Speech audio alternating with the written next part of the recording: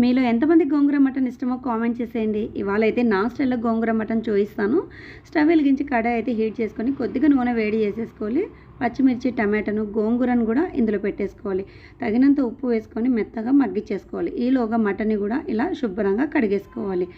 Stove వెలిగించి cooker అయితే వేడి చేసుకొని తరుక్కున్నటువంటి ఎర్రగడ్డ, పచ్చిమిర్చిని కూడా దోరగా ఫ్రై చేసుకోవాలి. ఫ్రెష్గా రుబ్బుకున్నటువంటి అల్లం వెల్లుల్లి పేస్ట్ని కూడా పచ్చివాసన పోయే వరకు మగ్గించుకోవాలి.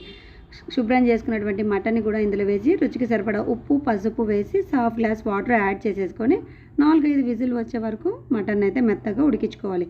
ఇలా గోంగూరను అయితే ఇలా రుబ్బేసుకొని పక్కన ఉంచేసుకోవాలి.